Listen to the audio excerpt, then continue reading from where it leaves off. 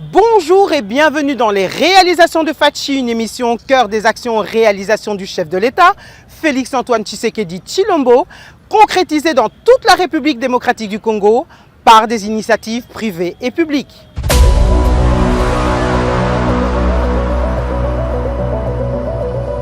Aujourd'hui, nous allons parcourir ensemble les avancées significatives en matière de santé publique, hygiène et prévoyance sociale, mises en place conformément à la volonté du chef de l'État de garantir l'accès à tous aux services sociaux de base et ainsi offrir notamment des soins de santé de qualité et modernes à chaque Congolais, indépendamment de sa condition sociale. Portons donc notre regard sur le programme de couverture santé universelle, avec la gratuité de la maternité et prise en charge du nouveau-né, le développement des infrastructures d'hôpitaux de référence et de centres de santé, la campagne de prévention et de vaccination, ainsi que la digitalisation du système de santé.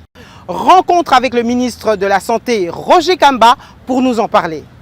Excellence, Monsieur le ministre, bonjour. Bonjour. Comment allez-vous? Très bien, merci. Permettez-moi d'abord de vous souhaiter mes meilleurs vœux. Nous sommes en début d'année. Merci, et pareillement. Et de vous remercier de nous recevoir ici. Alors, avant de commencer, j'aimerais vous demander, le docteur Kamba, vu par lui-même, ça donne qui? Une petite présentation, s'il vous plaît. Oh, vu par moi-même, c'est la première fois qu'on me demande ça.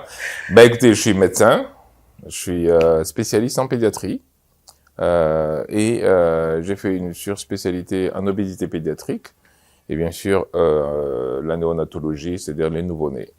Et j'ai exercé pendant très longtemps comme pédiatre en France, dans plusieurs villes, Paris aussi. Et ensuite, j'ai été recruté au Canada, où je suis resté 12 ans comme médecin et 10 ans comme chef de service de pédiatrie au Canada. Et ensuite, parce que vous avez dit docteur Kamba, si vous avez dit monsieur Kamba, je vous aurais dit autre chose. Mais à côté de ça, monsieur Kamba, c'est d'abord un militant de l'UDPS. Nous avons commencé quand on était très jeunes à l'université de Kinshasa. Nous étions les premiers petits jeunes qu'on avait recrutés à l'époque pour quand on a créé l'UDPS. Et ça, c'est notre ADN, c'est mon ADN en tout cas. Et finalement, en 2019, quand le président de la République a été élu, j'ai eu une charge qui m'a été confiée, c'est de penser le modèle de couverture santé universelle. Donc, ma deuxième identité, c'est la couverture santé universelle. Voilà.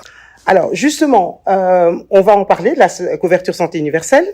S'il vous plaît, est-ce que vous pouvez revenir sur les grandes lignes par rapport à vos différents plans d'action? C'est votre deuxième mandat que vous avez entamé, qui ont été mis en œuvre justement pour la population, en faveur de la population, en matière de santé publique, hygiène et prévoyance sociale. Dites-nous un peu quels sont les plans d'action dans les grandes lignes. D'abord, avant de parler des plans d'action, il faut savoir où est-ce qu'on va. Parce que les actions, c'est pour aller quelque part. C'est-à-dire, c'est quoi les objectifs que nous nous fixons?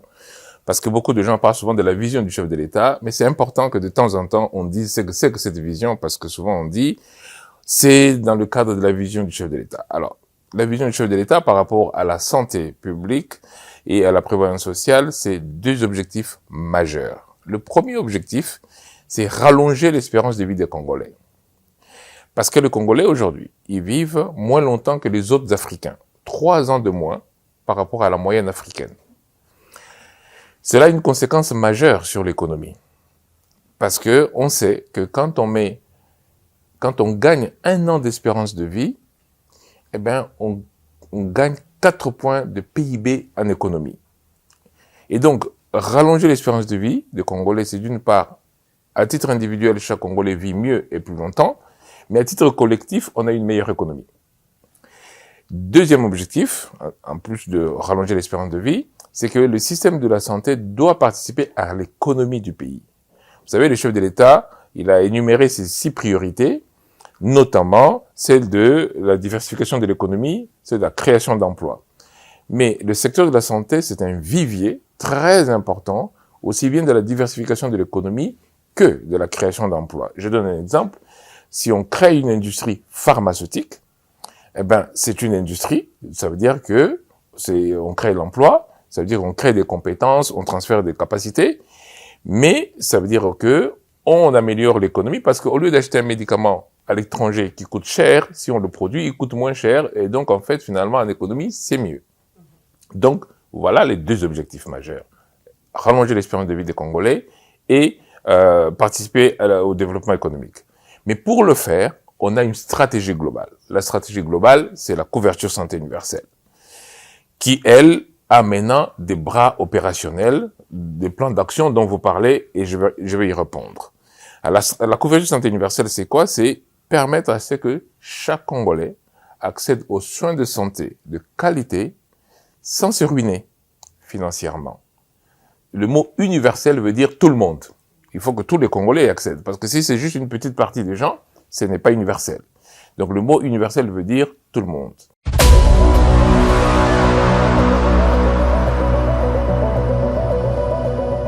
Excellence, Monsieur le Président de la République, chef de l'État, c'est avec une joie immense, un grand honneur que je me tiens debout aujourd'hui pour vous inviter à inaugurer et à visiter l'hôpital de la Mouya.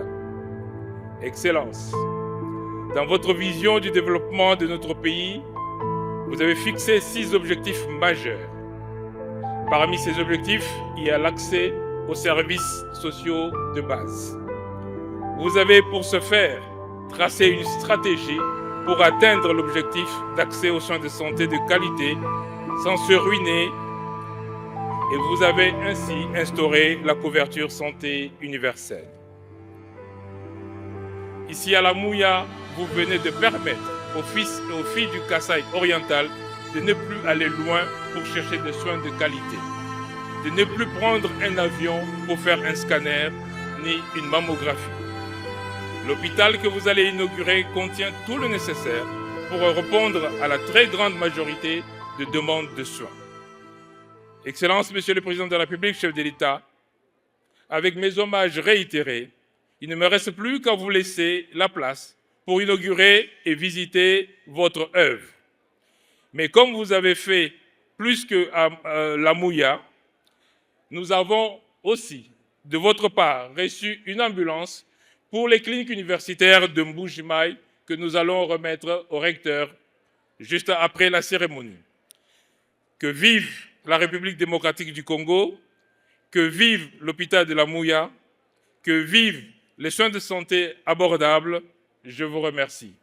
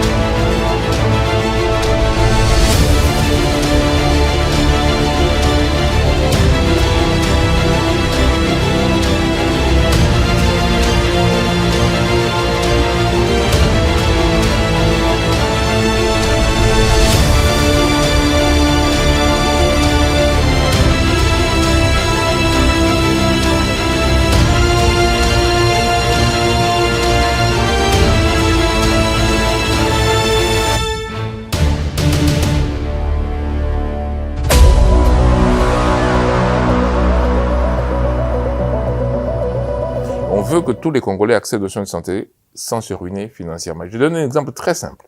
Une maman qui vend du pain et qui finit au bout d'un an à économiser $200. Du jour au lendemain, on lui dit, Madame, votre enfant va avoir une appendicite, il faut l'opérer. Il faut payer $400. Qu'est-ce qu'elle fait la maman? Elle va prendre les $200 qu'elle avait économisés, elle va donner, mais pire, elle va aller s'endetter. Et donc, elle passe de l'épargne à la dette. Et donc, quand c'est une maman, ça se comprend. Maintenant, imaginez 1 million de mamans. Vous voyez ce que c'est que l'impact économique de la non prise en charge de cet enfant par un système. C'est-à-dire que tout le monde s'appauvrit. Et donc, il faut protéger les gens pour que l'économie aille mieux. Il faut protéger les gens pour qu'eux-mêmes y vivent mieux. Voilà à peu près la couverture santé universelle. Maintenant, là-dedans, il y a plusieurs branches. Il y a une branche qui est comment est-ce que j'accède aux soins parce que j'ai pas d'argent. Ça, c'est l'accès, la protection financière, Il y a une autre branche, c'est ces soins que je vais aller voir. Est-ce qu'ils sont là? Est-ce qu'ils sont de qualité? Ça, c'est l'offre de soins. Et bien entendu, ces deux piliers majeurs sont accompagnés d'autres piliers. Mais je reviens d'abord à ces deux piliers majeurs. L'offre de soins, c'est quoi? C'est est-ce qu'il y a un bâtiment? Est-ce qu'il y a des équipements? Est-ce qu'il y a le médecin ou l'infirmière, donc les ressources humaines? Et à la fin de tout ça, quand on m'aura fait le diagnostic, est-ce que j'ai le bon médicament? Ça, c'est l'offre de soins. Si cette offre de soins n'est pas là, vous ne pouvez pas avoir de couverture santé universelle. C'est pour cela que, dans le cadre du PDL 145 territoires, dans le cadre de la réhabilitation des établissements, le chef de l'État insiste parce qu'il faut que l'offre de soins soit là pour que les gens puissent y accéder. Le deuxième pilier, donc la protection financière, c'est est-ce que j'ai les moyens d'aller à ces soins? Et donc là, c'est le système d'assurance maladie national. C'est quand on a défini ça, maintenant on dit comment maintenant on le fait. Nous avons fait, et donc je réponds maintenant à vos questions par rapport aux différents plans opérationnels. La première chose qu'on a faite, c'est qu'on a défini. On dit on a besoin de quoi pour atteindre tous ces objectifs? On a besoin d'une structure qui permet aux gens d'accéder aux soins. Ça s'appelle le Fonds de solidarité, l'assurance nationale. Nous avons créé ça. Il faut une structure pour investir, pour qu'on ait les médicaments, qu'on ait les équipements, qu'on ait les hôpitaux. Ça, c'est le Fonds de promotion de la santé. C'est l'agence qui travaille pour que on puisse investir en santé. On a créé ça. Mais pour que tout ça, ça se parle, il faut que on régule. Donc, il y a une agence de régulation. On a créé ça. Mais il faut pas qu'on attende que les gens tombent malades. Il faut prévenir. On a créé l'Institut national de santé publique, qui d'ailleurs maintenant gère un POX. Parce que son rôle, justement, c'est la prévention. Est-ce que les gens sont vaccinés? Est-ce que l'eau est potable? Est-ce que les grandes endémies peuvent être surveillées? Est-ce qu'on peut les anticiper? Est-ce qu'on peut aider les gens à ne pas tomber malade? Si vous laissez quelqu'un devenir diabétique, ben vous allez soigner le diabète. Mais si vous l'empêchez de devenir diabétique, vous aurez évité le diabète. Donc, l'Institut national de santé publique. Mais pour que tout ça fonctionne bien, il faut digitaliser. Et donc, voilà pourquoi est-ce qu'on a créé ces différentes structures que nous avons mises au niveau du ministère de la Santé pour pouvoir opérationnaliser la stratégie de la couverture santé universelle. Et donc, la première des choses qu'on a fait, c'est on a pensé la chose, on a écrit un plan que le président de la République en 2022 a validé avec les membres du gouvernement. Ensuite de ça, on a changé la loi pour l'adapter à la couverture santé universelle parce qu'elle n'était pas adaptée. Donc, la loi de la santé de 2018, nous l'avons changée.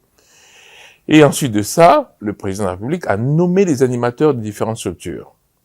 Quand on a fait cette base, parce que vous savez, Madame Julie, que si vous voulez construire en haut, il faut d'abord aller en bas. Il faut d'abord créer une bonne fondation. Il fallait d'abord créer la fondation. Parce que parfois, les gens disent, mais oui, mais ça traîne. Mais si vous n'avez pas de fondation solide, ça va pas aller. Et donc, quand on a fini ça, le président de la République a décidé de dire, OK, maintenant qu'on a mis la structure en place, on commence par quoi? Alors, par rapport à l'accès aux soins, à la protection financière, on a dit, un des problèmes majeurs que nous avons, c'est que nos mamans meurent trop en accouchant. Pour plusieurs raisons. Mais une des raisons, c'est qu'ils n'ont pas d'argent pour aller aux soins. Vous voyez, les mamans restées en prison dans les hôpitaux, elle a accouché, elle reste avec les bébés à l'hôpital parce qu'elle ne peut pas sortir. Mais ça, vous n'entendez plus. Alors, la première des choses qu'on a dit, c'est qu'on a dit, les mamans et les bébés, on considère que c'est vulnérable, ne payent pas. On va subventionner.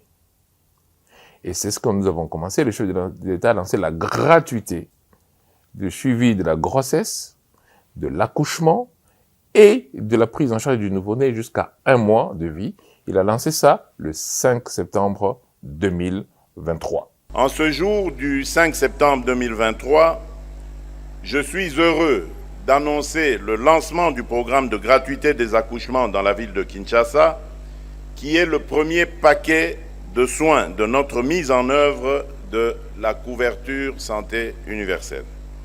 Cela signifie que les femmes enceintes, les accouchés et nouveau-nés recevront des soins de santé de qualité gratuitement sans que les difficultés financières ne constituent un obstacle, et cela sur financement propre du gouvernement.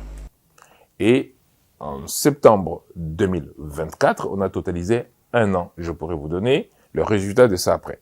Mais ça, c'est le premier acte opérationnel de la couverture santé universelle. Ça, c'est pour l'accès aux soins. Le deuxième acte de la couverture santé universelle dans le volet offre de soins cette fois-ci, c'est-à-dire est-ce que les structures existent, ben, le chef d'État, dans le cadre du PDL 145 territoires, a lancé la construction des centres de santé. Et les centres de santé ont un avantage, c'est qu'ils rapprochent les soins des patients. Ils rapprochent les soins des personnes dans les milieux ruraux. Et nous avons déjà construit, réceptionné plus de 300 centres de santé. Au total, il va y en avoir à peu près 1000, mais nous avons déjà réceptionné plus de 300 centres maintenant que nous sommes en train d'équiper. Ça, c'est par rapport aux centres de santé.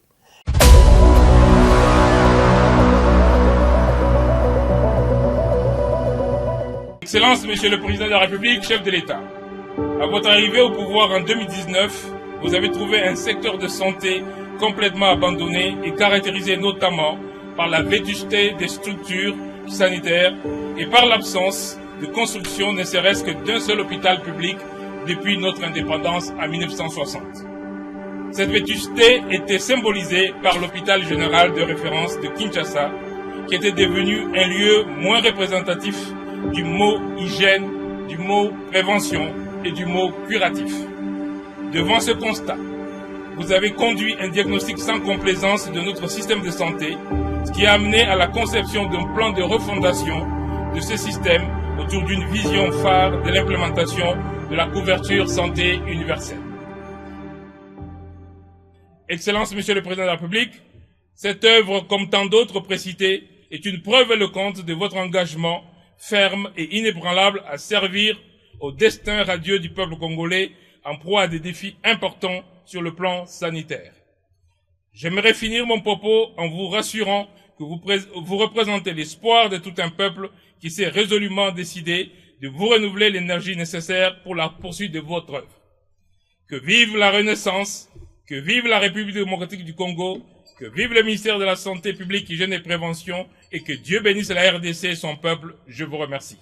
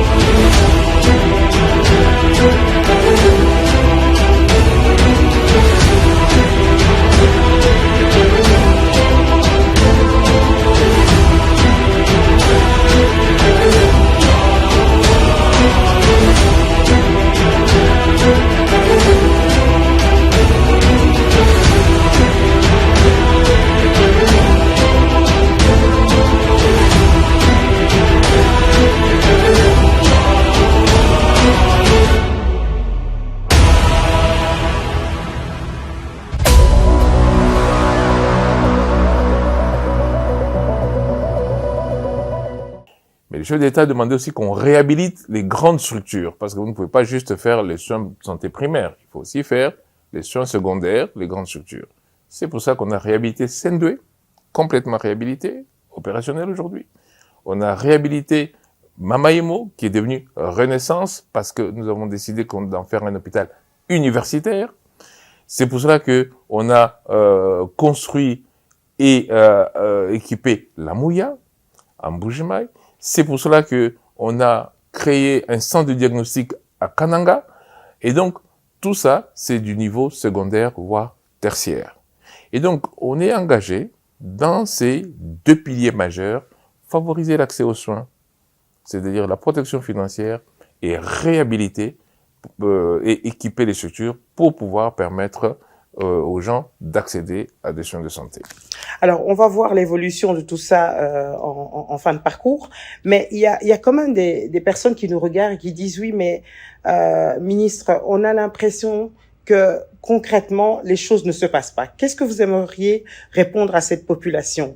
Concrètement, est-ce qu'une personne une maman, peu importe où elle est en RDC, qui tombe enceinte, est-ce que du début jusqu'à la fin, elle va être vraiment prise en charge partout dans le pays? Est-ce que c'est d'application partout? Et lorsqu'il y a des abus, comment la population doit réagir, s'il vous plaît? Très bien. Alors, première chose, c'est que, comme tout programme, on commence jamais en généralisant partout. Parce que il faut voir comment est-ce qu'il s'adapte, comment est-ce qu'il se réalise concrètement sur le terrain. Et nous avons levé l'option de commencer par Kinshasa. Pourquoi? Parce que Kinshasa, c'est quand même plus de 15 millions d'habitants. Ce sont des Congolais. Deuxièmement, c'est une des populations les plus fragiles, contrairement à ce que les gens pensent. Hein. Par exemple, le taux de malnutrition à Kinshasa est parmi les plus élevés du pays. Les gens ne savent pas ça. La mortalité de la mère et de l'enfant est beaucoup plus élevée à Kinshasa que dans beaucoup de zones du pays. Et donc, c'est pour ça qu'on a décidé de lancer à Kinshasa. Et ça nous permettait aussi de bien voir comment est-ce que le système fonctionne, parce que c'est un système tout nouveau. Mais quand nous avons décidé Kinshasa, en même temps, nous avons négocié sur instruction du chef de l'État avec la Banque mondiale. Et la Banque mondiale a accepté, dans les endroits où elle était déjà, de généraliser aussi le modèle que nous mettons en place. Ce qui fait qu'on a commencé avec 11 provinces, plus Kinshasa, ça fait 12. Donc c'est ça le début. Ensuite, nous avons rajouté le Congo central. Ça fait 13 provinces. Nous venons d'ajouter le Kasaï oriental, ça fait 14 provinces. Actuellement, mes équipes sont à la Chopo et les autres vont partir maintenant à l'Équateur parce que nous rajoutons progressivement pour que fin 2025, tout le pays soit couvert. Maintenant, concrètement, il se passe quoi? Concrètement, il se passe que dès lors que la maman est enceinte et qu'on le sait qu'elle est enceinte, jusqu'à ce qu'elle va accoucher, et quelle que soit la façon dont elle va accoucher, césarienne, accouchement normal, quelle que soit la façon dont elle va accoucher, et le bébé jusqu'à 1 mois, qu'il soit prématuré, qu'il soit en bonne santé, jusqu'à 1 mois, tout cela est pris en charge. Donc, ce qui est pris en charge, c'est pas l'accouchement. C'est la grossesse du début jusqu'à l'accouchement, plus 1 mois après la naissance du bébé. Pourquoi on le fait? Parce que tout simplement, nous avons décidé que la grossesse est considérée comme une période de vulnérabilité. La maman est vulnérable. Souvent, les gens disent, oui, mais pourquoi est-ce que ça doit être gratuit? Ce que les gens ne savent pas, c'est que le Congo et le Nigeria sont les pays où la mortalité de la mère et de l'enfant sont les plus élevées d'Afrique. En sachant que l'Afrique est le pire continent du monde. Donc, le Congo est parmi les pays où la mortalité est la plus élevée au monde. Nous levons donc les barrières qui empêchent que la maman soit prise en charge. Une des barrières, c'est la barrière financière. Donc, on a levé cette barrière-là. Donc, concrètement, oui. Alors, parce que ça donne déjà des résultats. On a déjà 1 an de recul. Donc, je peux vous donner. La Banque mondiale a sorti les chiffres et nous pouvons mettre tous ces chiffres à disposition. Vous pouvez vérifier cela. On a pris en charge en 1 an 1 300 000 mamans. 1 300 000 mamans, gratuitement. Avec leur bébé. Ça veut dire qu'on a pris en charge 2 600 000 personnes. Donc, il n'y a pas un programme. Considérant qu'il y a un bébé, donc quand c'est des grossesses multiples, on peut même considérer avoir plusieurs bébés. Il faut imaginer que notre taux de natalité, c'est-à-dire le nombre de bébés qui naissent, c'est à peu près 4% de la population, 4 à 6% de la population. Donc, prendre déjà 1,3 million, c'est prendre déjà pratiquement 25 à 30%. Et ça, c'est en 1 année. Et on n'a pas encore généralisé dans tout le pays.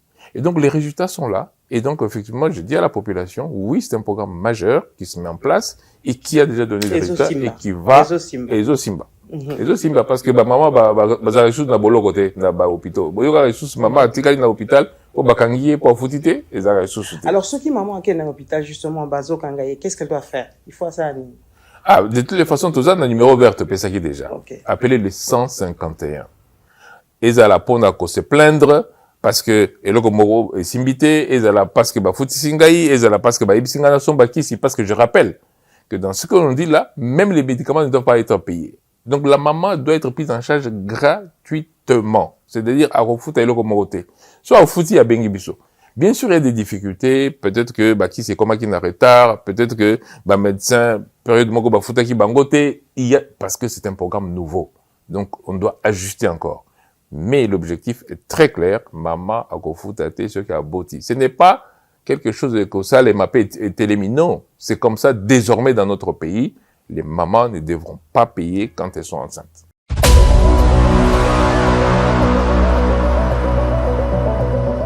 En tout cas, témoignage des alliés, madame a été jeudi. Madame Nangaï, bon, ils ont malchance, mais à bout de césarienne. À bout de l'hôpital, mais c'est la première fois à bout de à côté de la chance, pour un médicament comme Kissi. On n'a rien acheté. Et puis, bah, frère de tout foutre à l'hôpital, parce que moi, à bout de tout foutre au moins, on a montant, $500. C'était pour la césarienne. Mais ici, je n'ai rien payé. Donc, peut-être le témoignage. Oui, moi, c'est un botia, bana mapassa. Et puis, oui, père double nien na mona na zabo et puis bana bazaki prématuré. Parce que si bango ma couvesse, na tia ko dépenser ata ni 10 francs tende na zabo. Ba boti bana botaki ti lelo même miliki. Bazo mela kaka awa ya gratuité kaka. Ya gratuité. C'est-à-dire eza lokota te eza nini te so bato balobi ke no basengaki loko boye basengaki loko boye ke bakosi ponga moko naza sur place moi c'est pe nano abimiti aza nano kuna nano abimiti azali nano abimiti moi c'est azali wana aboti ofele banda to asali kilo awa aboti basengaki loko moko te nyoso ofele ngakutu nazaka ni soda ni navanda libanda nazaka libanda mais to yawa bayambi biso calme c'est-à-dire il n'y a rien à dire quoi nous c'est l'équipe normal vraiment nakala na banda kofutaka ba 400 000 500 000 francs de basimbi mwasi na yo mais na moment ndenge naza boye na ya basimbi mwasi na ngai venza basenga ta 100 francs na bango te ti kisi kutu ya pamba makambo nyonso nazo ya pamba na kombo kaka ya gratuité ya fati en tout cas c'est que ça c'est mingi pa na ngai na ndenge na telemi ya boye. Bon, tu fais bien, pour foutre quelque chose. Na fouti ata 50 francs et l'eau moroté. Et bon, on a besoin de moi. Baso moi na paye ofele. Merci non na président na biso nana na oya sali po baza mingi te ba kosala biso opportunité o toujours na ndolo awa hôpital ofele bakisi ofele nyoso ofele to bengi ba o baza na ndako peut-être au kansa ba ti hôpital eza mbongo te boya hôpital eza ofele président ti hôpital eza ofele bakisi ofele nyoso ofele.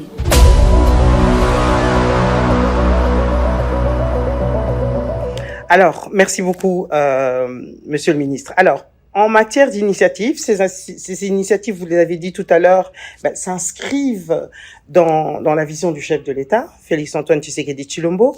Rappelez-nous un peu, vous l'avez dit en début de parcours, mais pour que les gens comprennent bien que c'est une vision qui est en train d'être mise en application et que, voilà, vous êtes en train, au fur et à mesure du temps, de répondre à cet appel, de cette volonté du chef de l'État que les choses changent et surtout que le Congolais n'ait plus aucun problème à se faire soigner dans les meilleures conditions. Alors, déjà, il faut savoir d'où vient le président de la République. Le président de la République vient de l'UDPS, Union pour la démocratie et le progrès social. Et le progrès social.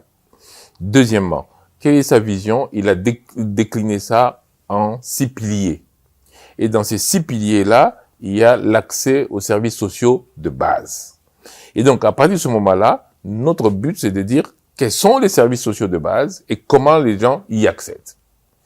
Et en dehors de l'éducation nationale, le deuxième service social de base, c'est la santé. Sans santé, il n'y a rien d'autre. Même les enfants qui vont à l'école, s'ils ne sont pas en santé, ça ne va pas marcher. Et donc, c'est l'accès aux soins de santé de qualité. Et je répète, sans se ruiner. Parce que il faut pas que soins de santé éthique à la peau de bateau bazana makoki. Il faut les à la peau na mutunyonso. Et ils à la tête que maman pour y a te mapa ako sala scanner te pour atekaka nguba à cause de césarienneté. Non, accès aux soins de santé sans se ruiner financièrement. C'est pour ça qu'on organise cela. Pendant qu'on organise en go, c'est ça l'assurance pour que nous surtout à cause de soins et à la mobola et à la mutuambongo. Pour que nous surtout à comme à l'hôpital, à la milieu il y a un village nabiso ou bien à la ville. Il faut pas que le village hôpital est à la tête. Donc l'accès c'est pas seulement les finances, c'est le fait aussi que le service existe. Et donc troisièmement, il faut que ceux qui ont commis les sikango dans l'hôpital ango akuta munganga malamu, infirmière malamu, qui s'y paye à malamu. Ça c'est l'accès aux soins de santé de qualité sans se ruiner financièrement. Donc, le développement qu'on est en train de faire maintenant, c'est permettre à ce que tout le pays soit au même niveau. Et ça a été que, bon, basali kotoyo batiki, tout ça. Tout ça qui est malembe, mais, tout ça, mboga mobimba. En conclusion, les focus pour les mois et les années à venir, vous avez déjà commencé à en parler. S'il vous plaît, à quoi peut-on s'attendre en matière de santé publique, d'hygiène et de prévoyance sociale dans les mois à venir? S'il vous plaît, Monsieur le Ministre, pour conclure. Très rapidement, d'abord pour la santé publique. Pour la santé publique, c'est deux choses qu'on doit absolument faire, comme nous sommes en train de faire. Premièrement, améliorer l'offre de soins. C'est pour ça que les PDL 145 territoires vont être généralisés. On va continuer à construire des centres de santé le plus proche possible des populations pour que les gens ne fassent pas 20-30 km pour faire une simple radiographie, par exemple. Deuxièmement, on continue à élargir le paquet de soins, c'est-à-dire l'accès aux soins, d'abord pour les mamans et les enfants et les nouveau-nés pour toute la République.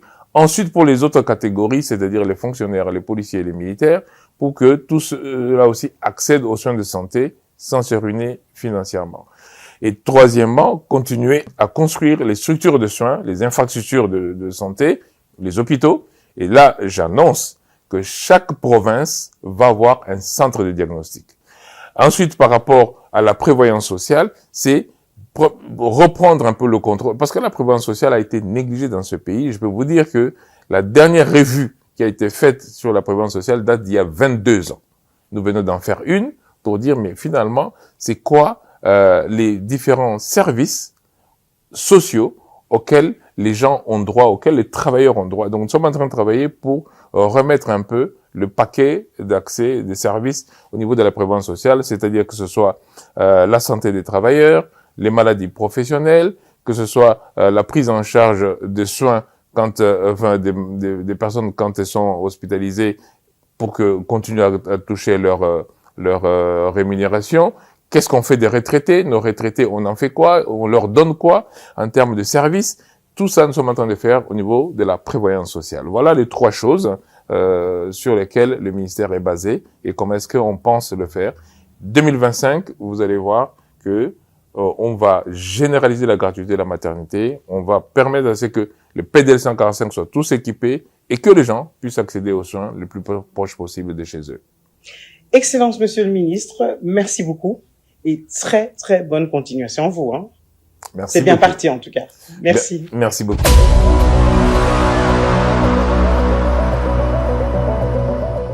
Notre émission est à présent terminée. Merci de l'avoir suivie. Merci à l'équipe technique et à très bientôt pour un nouveau rendez-vous de votre émission, Les réalisations de Fachi.